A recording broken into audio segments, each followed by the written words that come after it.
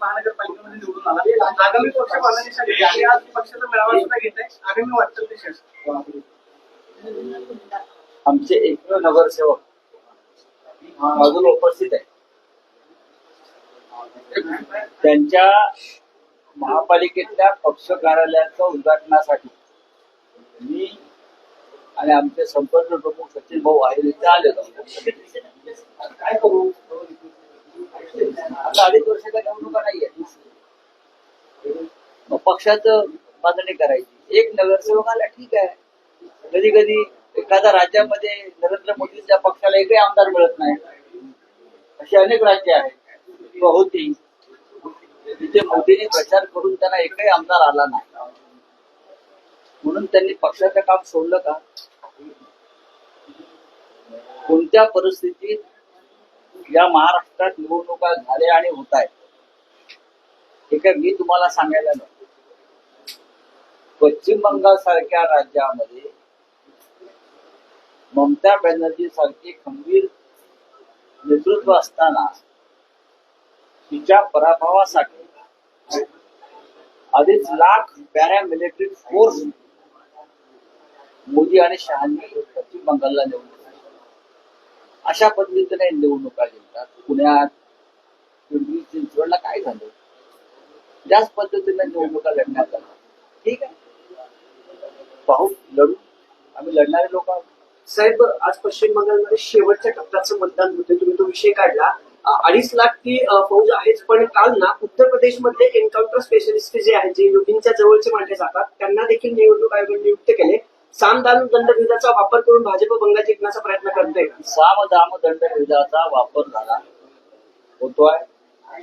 साम दाम दंडभेद यापेक्षा terrorism, administrative terrorism, प्रशासनाचा टेररिझम, निवडणूक आयोगाचा टेररिझम ही अत्यंत गंभीर गोष्ट देशाच्या लोकशाहीमध्ये घडते. की निवडणूक आयोग सत्ताधारी पक्षाच्या मदतीला किंवा त्याला मदत व्हावी म्हणून दहशतवादाचा अवलंब करतात. अशा प्रकारचे एन्काउंटर स्पेशालिस्ट वगैरे निवडणुका जिंकण्याची गरज नरेंद्र मोदी सारख्या लोकप्रिय नेत्याला का भासत? नरेंद्र मोदी हे जगाचे नेते आहेत. उद्या जर अंतराळामध्ये जर राजकारण सुरू झालं तर ते तिकडले नेते होते. जोडीला अमित शहा आहे, तरीही त्यांना अशा प्रकारे राज्यातले टेरर पोलीस फोर्स नेऊन लोकांना धमक्या देऊन निवडणुका जिंकण्याची वेळ येते. याचा अर्थ त्यांना त्यांचा पराभव दिसतो आणि पराभवाचं रूपांतर विजयात करण्यासाठी त्यांना असे उपद्रव करावे लागतात. विधान परिषदेच्या संदर्भात महाविकास आघाडी कधी जाहीर होणार आणि कोण उमेदवार? अरे बाबा, आमचा एकच उमेदवार आहे सगळ्यांचा मिळून. इतर लोकांनी याद्या जाहीर केल्या ठीक आहे, आमचा एक उमेदवार आहे. उद्या अर्ज भरायचा आहे. उद्या 11 वाजता आपल्याला कळेल कोणाला अर्ज भरता येईल. इथे गेल्यावरच तुम्हाला कळेल पायरीवर विधान भवनाच्या कोण आहे. उद्धव ठाकरे साहेब उद्या अर्ज भरतायत असं समजतंय. उद्या किती वाजता अर्ज दाखल करणार? उद्या मी काय म्हणतोय तुम्हाला की उद्या विधिमंडळाच्या पायरीवर उमेदवार तुम्हाला पायऱ्या चढताना दिसले की तुम्ही त्यांचं नाव ब्रेकिंग न्यूज मध्ये द्या. राऊत साहेबांची इच्छा काय? राऊत साहेबांची इच्छा काय? राऊत साहेबांच्या इच्छा साहेबांनी उद्या अर्ज भरावा. आमची इच्छा का नसावी? म्हणजे भरणार आहे. आमची इच्छा का नसावी? मी पहिला माणूस आहे सांगणार आहे की त्याने विधिमंडळात पुन्हा जायला पाहिजे. त्यानंतर काँग्रेसचे प्रांताध्यक्ष हर्षवर्धन पाटील असतील, सुप्रिया सुळे असतील, या सगळ्या प्रमुख नेत्यांनी त्यांना ही विनंती केलेली आहे.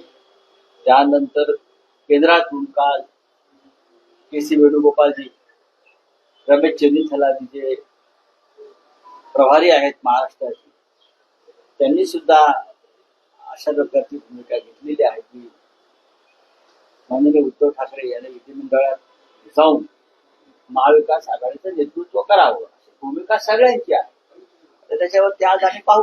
कोरेगाव पत्राचाळ प्रकरणामध्ये जे आरोप तुमच्यावर झाले त्याच्यावर आज एकनाथ शिंदेंनी बैठक बोलवली आहे, म्हणजे त्या पुनर्विकासासाठी. बोलवत आहे ना, त्यात नवीन काय? माझ्यावरती कसले आरोप झाले? कोर्टाला विचारा ना, कोर्टाने काय सांगितलंय ते. पत्राचाळ प्रकरणात ज्यांनी खरोखर मलिदा खाल्ला ते त्यांच्याच पक्षात किंवा भाजप पक्षामध्ये आहे. आमचा काय संबंध आहे त्याच्याशी? हे कोर्टाने सांगितले.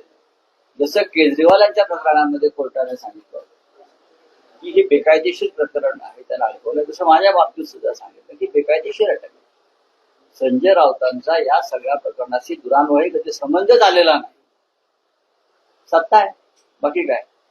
बच्चू कडू आज पत्रकार परिषद घेऊन आपली भूमिका जाहीर करणार आहे. पण त्याच्या तिथे कशाला होत? बच्चू कडू नाही, नाही, आणि पक्ष विलीन करण्याचं जे काय म्हणतात असं आहे की त्यांना विचारा ना, ते पक्ष विलीन करणार असतील त्यांना विचारलं पाहिजे.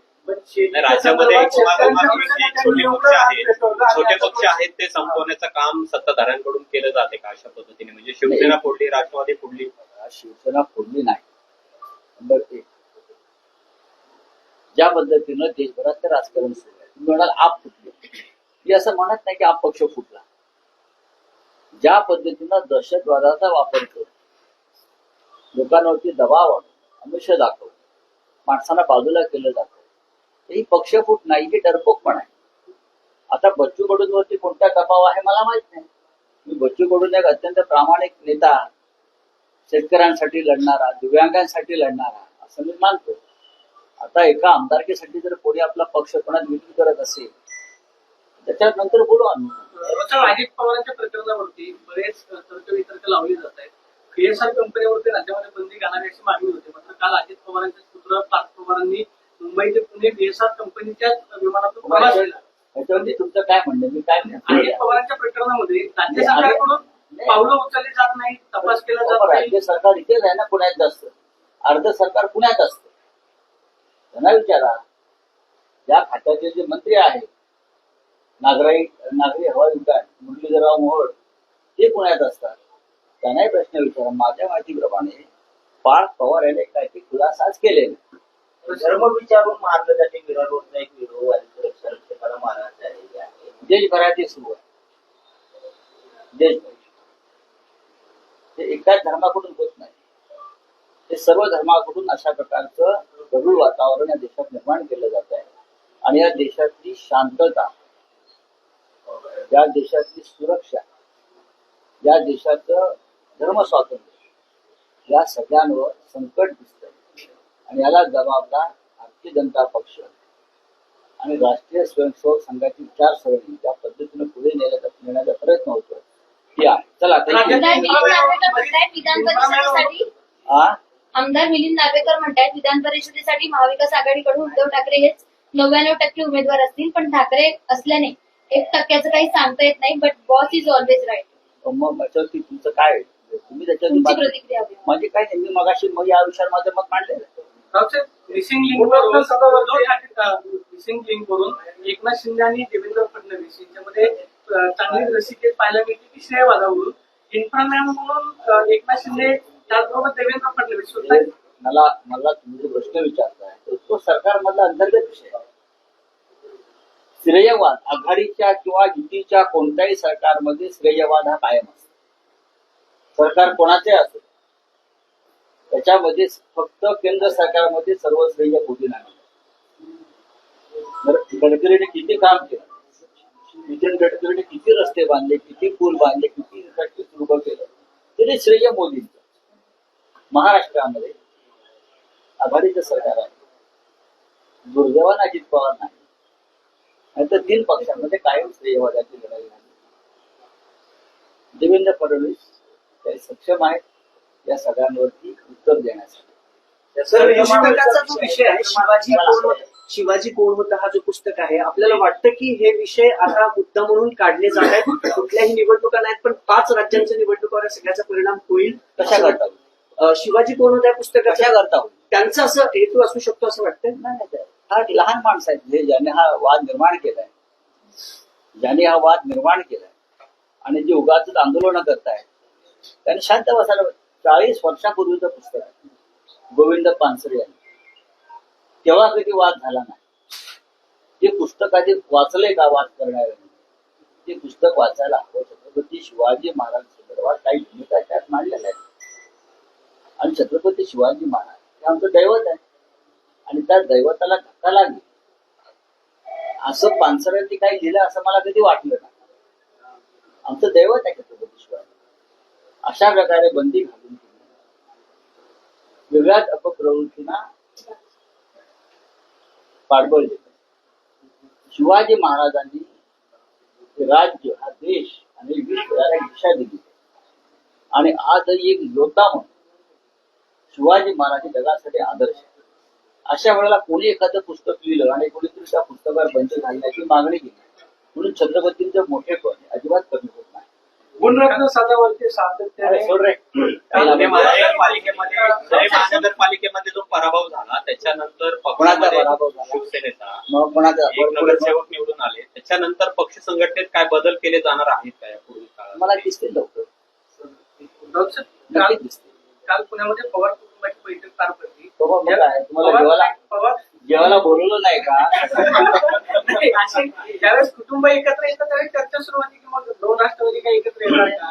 पवार साहेब तुमच्या सोबत आहेत, महाविकास आघाडीचे शिल्पकार मोठे नेते. माननीय शरद पवार साहेब आणि त्यांचा राष्ट्रवादी काँग्रेस पक्ष हा महाविकास आघाडी सोबत आहे आणि कायम राहील मी सांगू शकतो.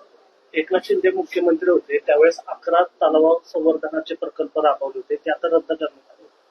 व त्यात भ्रष्टाचार झाला. ठेकेदारांकडून मोठ्या प्रमाणात आधीच किकबॅक घेतली आणि आता राज्याच्या मुख्यमंत्र्यांनी पर्यावरण म्हणजे त्या खात्याचे जे मंत्री आहेत त्यांना आदेश देऊन ते काम थांबवलेलं आहे. चांगली गोष्ट आहे.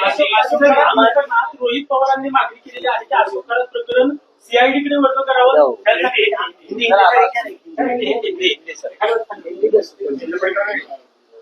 सर पश्चिम बंगाल के दूसरे चुनाव होने वाले हैं, बीजेपी ने बहुत सी ताकत लगाई है वहाँ पर. क्या लगता है इस बार बीजेपी वहाँ पर आएगी, ऐसा बोले जाते हैं? बीजेपी ने ताकत तो लगाई है. कोई भी चुनाव में अगर कोई पॉलिटिकल पार्टी राजनीतिक दल जो केंद्र में सत्ता में है वो अगर ताकत लगाती है तो उसमें कोई गलत बात नहीं है. लेकिन इसे मैं ताकत नहीं कहता. ये एक प्रकार का टेररिज्म है जो पश्चिम बंगाल में चल रहा है. 2.5 लाख से ऊपर पैरामिलिट्री फोर्स, उससे भी ज्यादा हर राज्य से ऐसे ऐसे अधिकारियों को यहाँ लाया है जो अपने आप को एनकाउंटर स्पेशलिस्ट मानते हैं. ऐसे अधिकारी लाकर मतदाताओं को, उम्मीदवारों को टेरराइज कर रहे हैं. ये लोकतंत्र में अगर मोदी जी इस प्रकार से चुनाव जीतना चाहते हैं तो पूरे विश्व में भारतीय लोकतंत्र की साख गिर जाएगी और गिर रही है. मोदी जी को समझना चाहिए आप जिस मार्ग को चुना है पश्चिम बंगाल में वो अराजकता का मार्ग है. आप पैरामिलिट्री फोर्स के साथ या चुनाव आयोग जो बैठा है उनके साथ अलायंस करके आप चुनाव नहीं जीत सकते. इस देश को आप अंधकार में ढकल रहे हैं. इस देश का लोकतंत्र आप खत्म कर रहे हैं. लेकिन मुझे पूरा विश्वास है पश्चिम बंगाल की जनता जो है वो ये मोदी के जो चाल है या अमित शाह की जो चाल है उसको लगा रहे हैं. तर आम आदमी पार्टी के नेताओं ने न्यायपालिका के खिलाफ खुलकर विरोध किया है, क्या बताएंगे? क्या आम आदमी पार्टी के बड़े नेताओं ने न्यायपालिका के खिलाफ खुलकर विरोध किया है. सबको करना चाहिए. इस देश में न्याय व्यवस्था कहाँ बची? इस देश में अगर निष्पक्ष न्याय व्यवस्था होती तो 4 साल से शिवसेना न्याय के लिए 4 साल से सुप्रीम कोर्ट में न्याय की गुहार लगा रही. हमारी पार्टी जिस तरह से तोड़ी है, जिस तरह से 10th शेड्यूल को खत्म कर दिया है, आपको क्या लगता है उसको हम न्याय कहेंगे? किसको न्याय मिल रहा है? इस देश में न्याय सिर्फ भारतीय जनता पार्टी को मिल रहा है और कुछ गिने चुने उद्योगपतियों को मिल रहा है. उसके लिए पूरी न्याय व्यवस्था चल रही है. सर, जामिया में फिर विवाद हुआ है. आरएसएस के युवा कुंभ कार्यक्रम के खिलाफ एआईएस और एसएफआई के छात्रों ने विरोध करते हुए युवाकरण के खिलाफ के नारे लगाए. क्या बताएंगे? क्या बताएंगे? ठीक है, चलो. सर एक मिनिट सर ते मराठी सक्तीचा विषय राहिला सर. मराठी सक्तीचा विषय